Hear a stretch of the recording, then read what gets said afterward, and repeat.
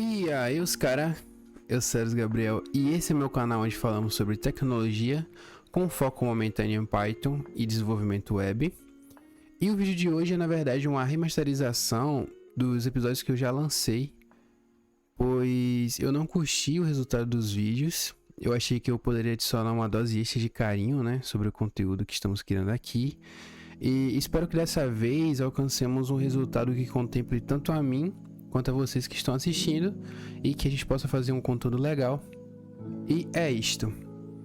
Dito isso, né, eu resolvi estruturar os vídeos que eu já lancei da seguinte forma. Na aula 1, nós vamos explicar de novo, mas para quem tá chegando agora não é de novo, né, porque os vídeos já não vão ficar mais disponíveis. Vamos explicar o que é o Flask na primeira sessão. Na segunda sessão vamos explicar o que são ambientes virtuais. E depois vamos criar uma aplicação web simples, tudo nessa aula. Na próxima aula, nós vamos explicar o que é o WSGI, o que é o Unicorn, e vamos falar também um pouquinho sobre programação síncrona e assíncrona. E também um pouquinho, mas só um básico de concorrência e paralelismo, porque é importante para entendermos conceitos sobre o Unicorn. Vamos lá para as aulas. Primeira pergunta, o que é o Flask? Afinal, do que você está falando, Eros? Enfim, vamos lá. O Flask é um micro framework. Mas o que isso quer dizer? Vamos por partes. Um framework é basicamente o conjunto de ferramentas e bibliotecas que facilitam o desenvolvimento de software. No caso do Flask, ele fornece estruturas e padrões para você construir aplicativos web de forma mais fácil e rápida, economizando muito tempo de desenvolvimento.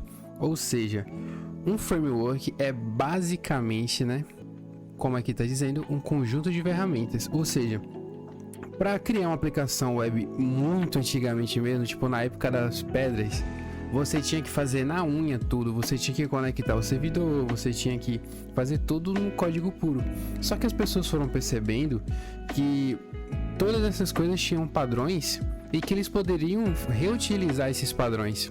Então, com isso surgiram frameworks, que são basicamente bibliotecas reutilizáveis de código para facilitar a vida de quem já vai fazer uma aplicação para não ter que fazer do exato zero, né? É como o Carl Sagan disse, se você quiser fazer uma torta de maçã, você primeiro tem que criar o universo do zero, né? Quiser fazer uma torta de maçã do zero. Enfim, e por que o Flask é um micro framework? O Flask é chamado de micro porque foi projetado para ser leve e minimalista. Isso significa que ele fornece apenas o essencial para construir aplicativos web, sem incluir muitos recursos adicionais que você pode não precisar. Ou seja, de novo, o Flask é um framework, porém ele não cria um ambiente inteiro, ele não cria todo um ecossistema de coisas que você pode acabar não precisando, como por exemplo, ele não vai criar uma pasta para models, porque você pode até não utilizar models, ele pode não criar uma pasta para controllers, para domínios, etc. Porque você pode não precisar. Talvez você só queira criar uma APIzinha simples que retorne um endpoint só. E para isso o Flask é perfeito, você não precisa ter uma aplicação pesada com um framework te dando tudo o que você nem vai precisar. Você pode só chegar lá com o Flask, fazer sua aplicaçãozinha e é isso, ele não vai pesar, vai ser extremamente leve, rápido e minimalista. Essa é a premissa do Flask. Então, basicamente, tudo o que precisamos ter em mente ao usar o Flask ele é simples, te dá liberdade de decisões arquiteturais e é direto ao ponto em sua implementação. E a coisa mais importante de todas, tem uma comunidade extremamente engajada que cria diversas bibliotecas e dependências para facilitar o seu trabalho. A comunidade do Flask é muito grande, você vai encontrar muito conteúdo, principalmente em inglês, mas o intuito dessa série é inclusive esse, né, de trazer mais para o nosso idioma, uma tradução de conteúdos que nós encontramos internet afora. A comunidade do Flask é muito grande, tem muitas bibliotecas, tem muitas dependências que a gente pode acabar usando, enfim, tudo que a gente pensar que dá para fazer, alguém já pensou e já fez com o Flask, e caso não tenha feito, a gente pode também implementar.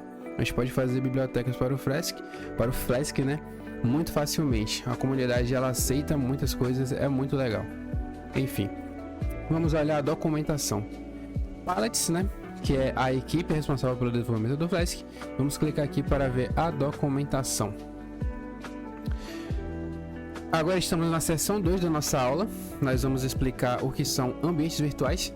Aqui está em inglês. Eu não quero traduzir exatamente aqui, porque o que nós vamos ver é apenas demonstrações de código. Se você quiser depois, você pode voltar aqui. Eu vou deixar o link na descrição e você vai ler tudo que está falando, etc. certinho. Nós vamos ver o que são ambientes virtuais. Eles ensinam aqui como podemos criar um. Nós clicamos aqui e nós vamos para um tutorial em código. Se você estiver no Linux ou no macOS, como é o meu caso, estou no Linux, esse aqui vai servir certinho para nós criarmos um ambiente virtual. Se você estiver no Windows, a sequência é exatamente essa. Não, na verdade não é essa, mas eu vou explicar a diferença enquanto eu estiver fazendo. Vamos abrir nosso terminal e vamos fazer um mkdir my project, como aqui está falando. Vamos criar uma pasta chamada my project. Isso aqui tanto no Windows quanto no Mac quanto no Windows vai ser exatamente igual. Nós vamos entrar nessa pasta my project com o cd e agora nós vamos digitar o comando, caso você esteja no Linux ou no macOS, Python 3 Linux, eu escrevi Linux ali, -m venv. Caso você esteja no Windows, você vai digitar apenas Python -m venv. Mas eu acho que o Python 3 também vai funcionar para o caso do Windows, tá? Agora nós temos que fazer a ativação do ambiente virtual em que nós vamos trabalhar. Esse tutorial que a gente está falando aqui, eu não sei se funciona no Mac, mas no Linux não vai funcionar. Porém, a versão do Windows funciona. A partir daqui, você não precisa colocar o ponto, mas eu acho que o ponto é irrelevante aqui, porque ele vai apenas apontar para o diretório em questão. Você vai digitar source venv bin activate e você ativou o ambiente virtual. Isso é importante porque agora nós estamos dentro desse ambiente virtual e aqui nós vamos fazer a instalação das dependências. Aqui ele tem o comando para instalação, que é o pip install flask. Vamos digitar pip install flask. Nós aguardamos a instalação.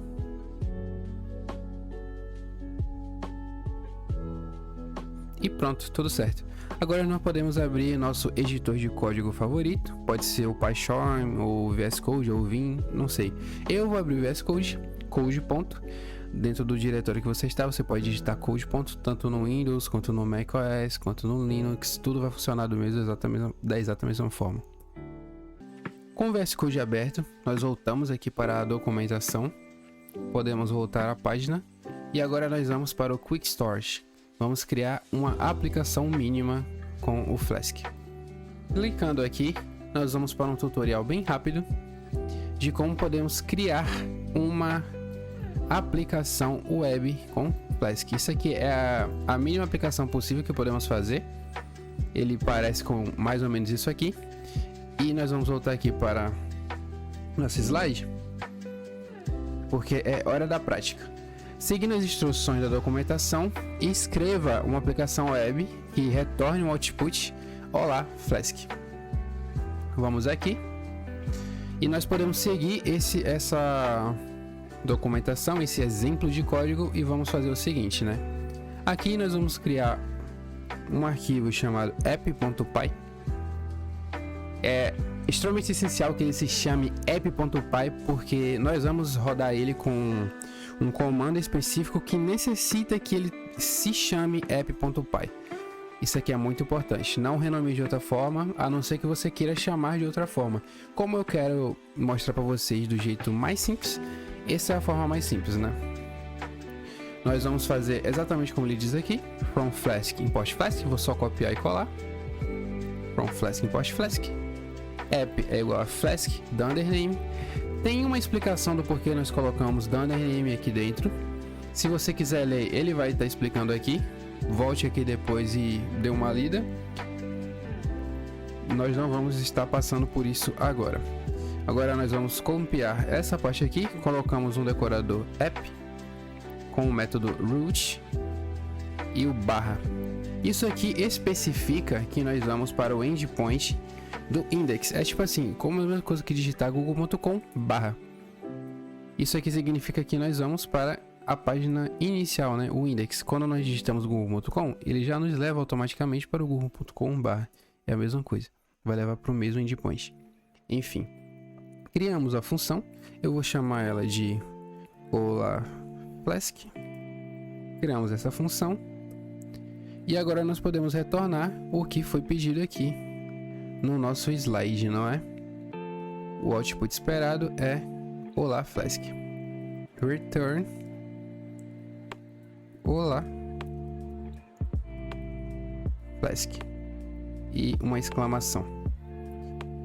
Agora nós vamos para a parte em que o porquê é extremamente essencial que o seu módulo em que você criou essa aplicação se chame app.py, porque nós vamos rodar isso aqui com o comando Flask Run.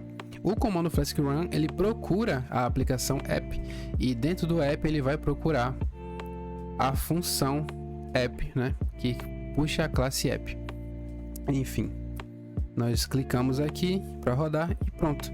Nosso server está rodando na 127.0.0.1 na porta 5000.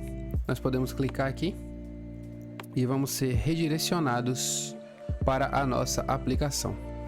Como dito, nós temos uma aplicação web mínima rodando, retornando Olá Flask. Então, objetivo concluído. Na próxima aula nós vamos abordar outros temas e é basicamente isso. Antes de tudo, nós temos que puxar este gancho de que você pode notar que ao rodarmos a nossa aplicação, aqui ele dá um aviso, né, de que this is a development server, ou seja, esse aqui é um servidor de desenvolvimento. Não use isso em um deploy de produção, use um server WSGI para o nosso aplicativo. Na próxima aula nós vamos entender o que é um WSGI, vamos ver um exemplo de um WSGI e vamos dar início também à explicação do porquê nós devemos usar o WSGI e porque isso é extremamente importante para a saúde do nosso software.